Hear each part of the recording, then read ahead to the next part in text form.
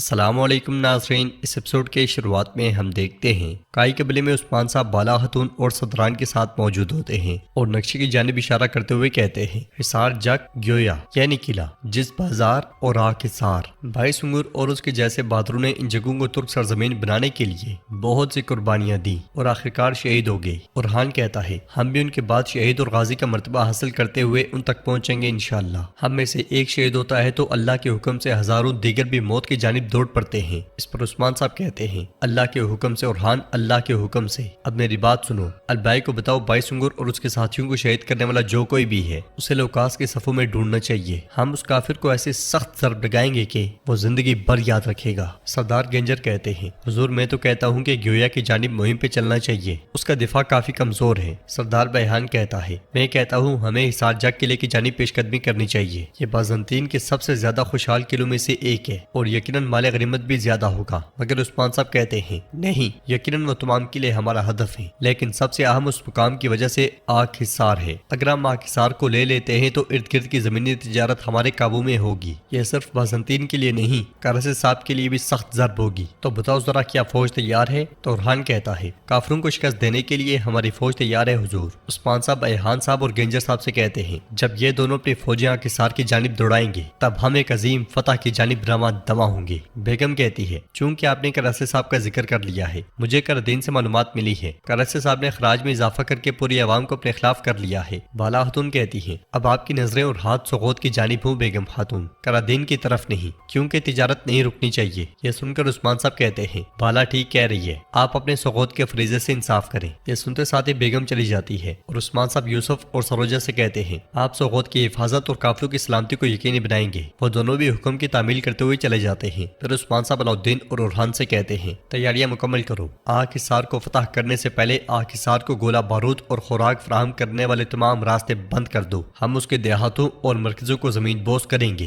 ہم اپنے بہادر بائسنگر کا بدلہ لیں گے۔ بورسا میں لوکاس اور صوفیہ تیر اندازی کر رہے ہوتے ہیں۔ لوکاس کہتا ہے جسے تم نے مارا بائسنگر عثمان کے خاص لوگوں میں سے ایک تھا۔ یہ کہتے ساتھ ہی لوکاس سپاہی کے سر پہ رکھے ہوئے سیب کو تیر دے مارتا ہے۔ صوفیہ کہتی ہے اب وہ جہنم میں ہے باقیوں کی طرح، دیکھتے ہیں عثمان اپنے جاسوسوں کے بغیر کیا کرے گا۔ یہ کہتے ساتھ ہی وہ سپاہی کے سر پر رکھے ہوئے سیب کو تیر سے نشانہ لگاتی ہے۔ لوکاس کہتا ہے عثمان اس وقت کونے میں دبکے کاکروچ کی طرح ہے، ساتھ ساتھ وہ دونوں نشانے بھی لگاتے ہی چلے جاتے ہیں۔ اور صوفیہ کہتی ہے نہیں، وہ حملہ کرے گا۔ ایک بازنطینی کے سر پر رکھے ہوئے سیب کو جیسے ہی تیر لگتا ہے اس کا پیشاب نکل جاتا ہے، شرمندگی میں چہرے کو چھپاتے ہوئے وہ زمین پہ بیٹھ جاتا ہے۔ لوکاس کہتا ہے میں اس سے ڈر نہیں رہا۔ صوفیہ کہتی ہے عثمان کی بیٹی فاطمہ کو اغوا کر کے عثمان کی شہرک کاٹ دیتے ہیں۔ جواب میں لوکاس کہتا ہے اس طرح عثمان ہمارے تعاقب میں آئے گا اور میں اسے جان میں پھنسانے کے لیے قدم قدم پہ کھیل ترتیب دوں گا۔ ادھر ہم دیکھتے ہیں کہ بالا خاتون عثمان صاحب کو زرہ پہنا دیتی ہیں۔ کافی دیر تک سوچ میں گم رہنے والے عثمان صاحب کہتے ہیں میں ان دنوں ایسی سوچ میں مبتلا ہوں کہ دیکھ سکتا ہوں کہ تم بھی اسی میں مبتلا ہو۔ بالا خاتون کہتی ہیں مجھے کچھ نہیں ہے حضور، وہی سب پرانی چیزیں ہیں۔ مگر عثمان صاحب کہتے ہیں ہاں میں جیسے جنگ پہ جاتا ہوں، تمہارا فریضہ بھی جنگ جتنا مشکل ہے، تمہیں کیا پریشانی ہے میں جانتا ہوں۔ بالا خاتون کہتی ہے گونجا اور حلوفرا کیا کہہ رہے ہیں ہے نا، پھر سے کوئی چیز آپ کی نظروں سے اوجھل نہ رہ سکی، ذرا بتائیں اتنی پریشانیوں کے بیچوں بیچ کیسے سمجھ گئی؟ جواب میں عثمان صاحب کہتے ہیں تمہاری آنکھوں سے سمجھ گیا، لیکن جان لو کہ یہ رنجش ختم ہوگی۔ چاروں طرف سے دشمن حملہ آور ہے، خاندان میں کوئی رنجش نہیں ہونی چاہیے، ہم محتاط رہیں گے۔ بالا خاتون کہتی ہیں فکر نہ کریں، جو کرنا پڑا کر کے ان میں صلح کروا دوں گی، یہ ان کی نہ تجربے کاری ہے۔ جواب میں عثمان صاحب کہتے ہیں بالکل، لیکن تمہاری تربیت سے گزرنے کے بعد سب عظیم سردارنیاں بن جائیں گی، ہمارے بچے اور قبیلہ تمہاری امانت میں ہے۔ بالا بھائی اورحان البائی سے کہہ رہا ہوتا ہے البائی تم بائسنگر کو شہید کرنے والے کمینوں کو ڈھونڈو گے، چاہے وہ زمین کے نیچے بھی جا چھپیں۔ یہ گھٹیا حرکت جس نے بھی کی ہے تم انہیں وہاں سے ڈھونڈ کر نکال لاؤ گے، تمہارا واحد فریضہ یہی ہے۔ تو البائی کہتا ہے شہزادے فکر نہ کریں، سپاہیوں کو وہ جگہ مل گئی ہے جہاں بائسنگر کو شہید کیا گیا، میں وہاں جا کر تحقیقات کروں گا۔ بائسنگر نے کہا کہ کراسے صاحب اور لوکاس نہیں ہے، تو اورحان کہتا ہے لیکن یہ لوکاس سے دور بھی کوئی نہیں ہے، یقیناً وہ سائے کی طرح اس کے ساتھ ہے، تمہاری آنکھیں اور کان کھلے رہیں گے، چلو جلدی سے جاؤ۔ یہ سنتے ساتھ ہی البائی چلا جاتا ہے۔ اس لیے میں عثمان صاحب سردار خیمے سے باہر آتے ہیں اور قبیلے کے بیچوں بیچ آ کر کہتے ہیں میرے سرداروں میرے سپاہیوں، شہادت کو جاننے والے ہرگز شکست خوردہ نہیں ہوتے۔ اب بتاؤ شہادت کے راستے پر چلنے کے لیے میرے ساتھ ہو؟ تو سب سپاہی تلواریں بلند کرتے ہوئے کہتے ہیں ہم آپ کے ساتھ ہیں حضور۔ عثمان صاحب پوچھتے ہیں کافروں کو گھٹنوں کے بل گرانے کے لیے کیا میرے ساتھ ہو؟ آخری دم تک لڑنے کی قسم کھاتے ہو؟ جواب میں سب لوگ کہتے ہیں قسم کھاتے ہیں حضور، قسم کھاتے ہیں۔ یہ سن کر عثمان صاحب کہتے ہیں تو پھر تم سب سے آگے میں موجود ہوں گا۔ میں قسم کھاتا ہوں اللہ ہمارا حامی و ناصر ہو، ہماری جنگ مبارک ہو۔ سب اپنوں سے ملنے کے بعد گھوڑوں پر سوار ہو جاتے ہیں اور قبیلے والوں کی دعاؤں کے ساتھ رخصت ہو جاتے ہیں۔ پیچھے بالا خاتون دعا مانگتے ہوئے کہتی ہیں، شہادت کا جام پینے والے شہداء کے صدقے سے ہمارے اٹھے ہوئے ہاتھوں کو خالی نہ موڑنا، تو ہمارے سردار اور سپاہیوں کو طاقت نصیب فرما، دشمنوں کو شکست خوردہ اور ہمیں فتح نصیب فرما میرے اللہ۔ یہ سن کر سب لوگ آمین آمین آمین کہتے ہیں۔ پھر بالا خاتون کہتی ہیں، تیار ہو جاؤ، ہم سوغوت جا رہے ہیں۔ ہم سوغوت کو یہاں کا سب سے بڑا اور مصروف ترین بازار بنائیں گے۔ کرادین قلعے میں سانجار کراسے سے کہتا ہے،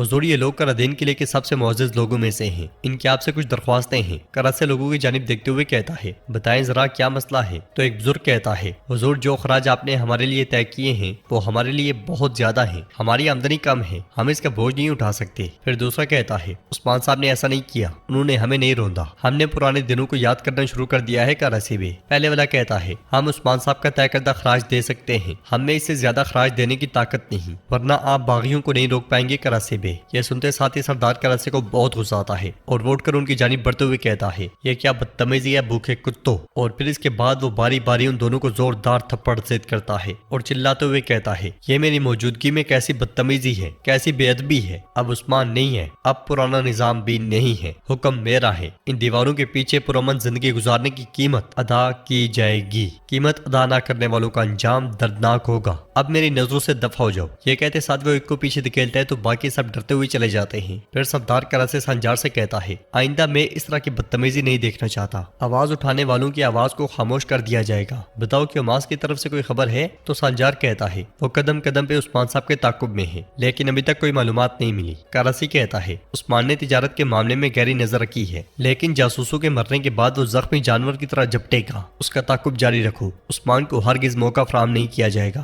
ہرگز نہیں۔ ادھر بیس بدلے صوفیہ اپنے قافلے کے ساتھ سوغوت بازار میں داخل ہوتی ہے۔ بیگم آگے بڑھتے ہوئے اپنی خادمہ سے کہتی ہے، آج بالا بازار آئے گی، میں کوئی بھی کمی برداشت نہیں کروں گی، تیاریاں بہتر کرو۔ اس لیے میں صوفیہ اس کے پاس آتی ہے اور کہتی ہے، مجھے بتایا گیا ہے کہ یہ بازار آپ کی سوابدید میں ہے، آپ بیگم خاتون ہے نا؟ تو بیگم کہتی ہے، ہاں بالکل، تم کون ہو خاتون؟ تو صوفیہ کہتی ہے، میرا نام ویرونیکا ہے، میں ایک تاجر ہوں اور میں چین سے روم تک بازاروں میں قافلے لاتی ہوں۔ بیگم اسے کہتی ہے، میں تمہارا چہرہ پہلی بار دیکھ رہی ہوں، تمہارا نام پہلے کبھی نہیں سنا۔ جواباً صوفیہ کہتی ہے، کیونکہ سرحد کی جانب میں پہلی بار آئی ہوں، میں نے سوغوت بازار کے بارے میں سنا تو میں نے آنا چاہا۔ یہ کہتے ساتھ وہ دستاویز بھی بیگم کو دکھاتی ہے، جسے دیکھنے کے بعد بیگم کہتی ہے، یعنی کہ تم شہنشاہ کی خصوصی اجازت سے تجارت کر رہی ہو؟ صوفیہ کہتی ہے، بالکل، اور میری آپ کے ساتھ تجارت کرنے کی بہت خواہش ہے۔ بیگم کہتی ہے، پہلے تمہیں اچھی طرح جان لیتے ہیں تاجر ویرونیکا، ہمارے بازار کا اچھی طرح معائنہ کریں۔ صوفیہ کے جانے کے بعد بیگم کہتی ہے، چین سے روم تک، ہاں، اس خاتون کے بارے میں اچھے سے تحقیقات کرو، دیکھتے ہیں کہ کیا یہ حقیقت میں اتنی ہی عظیم تاجر ہے جتنا کہ وہ دعویٰ کر رہی ہے۔ تو ناظرین، اس کے ساتھ یہ ایپیسوڈ بھی اختتام پذیر ہوتی ہے۔ اگر آپ کو ویڈیو پسند آئے تو ویڈیو کو لائک کر دیں، چینل کو سبسکرائب کریں اور نوٹیفیکیشن والی گھنٹی کو